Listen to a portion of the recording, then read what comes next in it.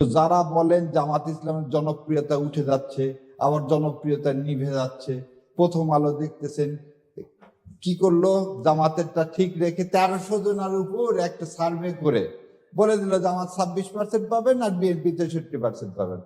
ওনারা 63 কেন, ওনারা 93 দেখ। কারণ ফয়সালা প্রথম আলোর হাতে না, ফয়সালা হচ্ছে মালিকুল মুলকের হাতে। তো মালিকুল মুলক যদি ভাবে যে জামাতে ইসলাম আজকে উপযুক্ত এবং জামাত ইসলাম ইনশাল্লাহ এ দেশ চালাতে সক্ষম, তাহলে অবশ্যই নিয়ে যাবেন। এবং পৃথিবী কেন, আসমান জমিনে কারো শক্তি নেই আমাদেরকে এই মিজানকে কি করা, আটকায় রাখা। কারণ হাসরের মধ্যে একমাত্র মিজানই থাকবে, মানে ধানের শীষও থাকবে না, নৌকাও থাকবে না, লাঙ্গলও থাকবে না। তো আমরা এমন একটা প্রতীক নিয়ে কাজ করি যেটা দুনিয়া এবং আখিরাত দুই জায়গাতেই উপকারী। দ্বিতীয় একটা কথা বলি, অনেকে আমাকে টক শুনিয়া বলে আপনি খুব জোরে জোরে কথা বলেন, চিল্লায় কথা বলেন, রাগ করে।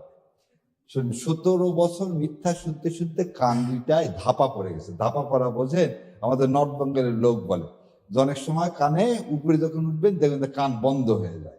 তা আমাদের কান বন্ধ হয়ে গেছে, আর যাদের যাদের কান খোলা ছিল তারা ছিল হচ্ছে আয়নার ঘর। আজকে যারা এই বাংলাদেশের জমিনে যে মানুষগুলো আছে, এই মানুষগুলোর কানে ধাপা আছে, এবং ধাপা পড়া লোক হলে জোরে কথা বলতে হয়, নাহলে তার কানের মধ্যে সেটা প্রবেশ করানো খুব কঠিন হয়ে যায়।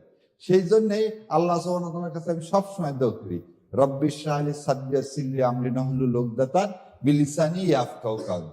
আমার কণ্ঠকে ইসলামের জন্য এমন করে দাও যে ওই কানের ছিদ্র আর ভেদ না, ওই কান পর্যন্ত জানো পৌঁছা যায়। ছিদ্র আবার ভেদ করে দিলে তো ঠসা হয়ে যাবে। সো ওই পর্যন্ত পৌঁছা যায় যাতে আল্লাহ এই জমিনে ইসলামকে কায়েম করে। আর আরেকটা জিনিস আপনাদের সবাইকে সবার মাধ্যমে বলি, আওয়ামী লীগের ভোট বলে কিছু নেই, মুসলিম লীগের ভোট বলে কিছু নেই। আমরা একটা ভোটের রাজনীতিতে আমরা বিশ্বাস করি না। আমরা কিসে বিশ্বাস করি? ক্ষমতার মালিক, সার্বভৌম ক্ষমতার মালিককে মালিকুল মুলক কে আল্লাহ সুবহানাহু ওয়া তাআলা। আর সূরা আল ইমরানে কি বলতেছেন? আমি যাকে ইচ্ছা তাকে ক্ষমতা দিব, যাকে ইচ্ছা তার কাছ থেকে ক্ষমতা কেড়ে নিব। আমরা কি 24 সালে জানতাম শেখ হাসিনা এইভাবে পালায় যাবে? সত্য কথা কি আমরা কেউ জানতাম না। গত 15 বছর জামাত বিএনপি সবাই মিলে আন্দোলন করছি, একটা বালির ট্রাক পর্যন্ত সরাতে পারি।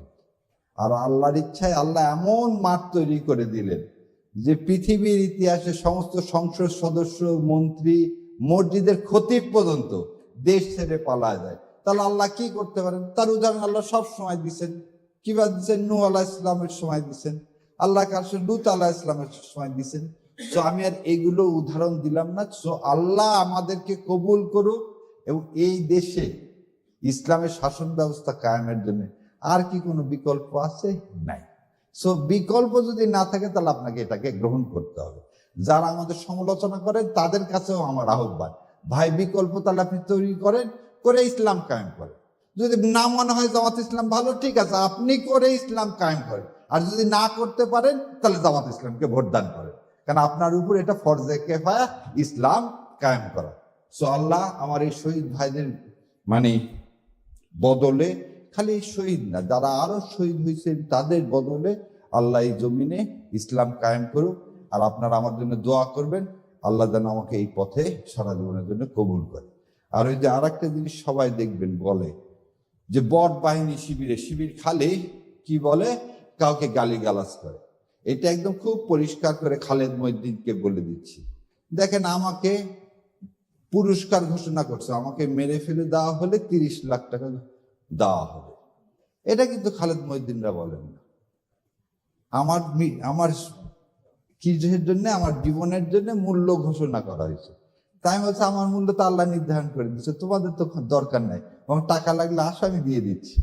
সো এই জিনিসটা, এই যে বট বাহিনী, এগুলো আমাদের জন্য এটা থাকবে। যারা ইসলামকে এখন সবসময় মনে রাখতে হবে, যে যে অ্যাঙ্গেলেই কথা বলুক, সবার একটা সমস্যা আছে। আমি এক টক শোতে বলছিলাম, ইসকালাম না শুনলে আপনাদের মধ্যে চুলকায়, আর উনি খুব ক্ষেপে গিয়েছিলেন যে চুলকায় শব্দটা ওইভাবে বলা উচিত হয়নি। ইসলাম সম্পর্কে একটা অ্যালার্জি আছে। কেন অ্যালার্জি আছে?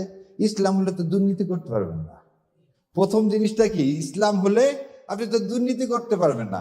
ইসলাম হলে অন্যের হক নষ্ট করতে পারবেন না। ইসলাম হলে 72 থেকে 75 সালে বাংলাদেশের কোনো সম্ভ্রান্ত পরিবারের মেয়েরা স্কুল কলেজে যেতে পারেনি। আর ইসলাম প্রতিষ্ঠা হলে একটা মেয়ে রাত 12টা হোক 1টা হোক যখন যাবে, আমাদের কোনো বোনের দিকে কেউ ফিরেও তাকাবে না। এই সমাজ কি ইন্ডিয়া প্রতিষ্ঠিত করতে দিতে চায় না। আমরা কি হক চাই? আমরা জাকাত ভিত্তিক হক চাই। আজকে বলেন তো, যার জমি জমা নাই তাকে ব্যাংক টাকা দিবে? কর্জে হাসানা বলে কিছু আছে কোনো ব্যাংকে? নাই। আর জাকাত ভিত্তিক সমাজ হলে যার নাই তাকে টাকা দেওয়া হবে, যার টাকা আছে তার উপর ডবল টাকা নেওয়া হবে। এই তো ইসলাম। তো যার টাকা আলাদা কি করবেন? ওই প্রথম আলোকে ইউজ করবেন যাতে ইসলাম কায়েম না হয়। সো আল্লাহ এটা আমাদেরকে বোঝার তৌফিক দেখ, আমাদেরকে কবুল করুক, বাংলার জমিনে ইসলাম কায়েম হোক। আসসালামু আলাইকুম রহমতুল্লাহ বরকাতুহ।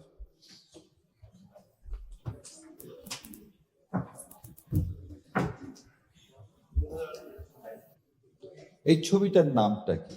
কুল্লে নাফসিন যায়কাতুল মউত। সেটার ধরন যে রকমই হোক, সেটা কলার চোচায় পা পিছলে যান, ফাঁসির দড়িতে যান, আর এইভাবেই হোক, তার মানে মৃত্যুর স্বাদ আমাকে গ্রহণ করতে হবে। এখন সব মৃত্যু কি এক সমান? আল্লাহ সুবহানাহু ওয়া তাআলা কোরআনে কি বলতেছে?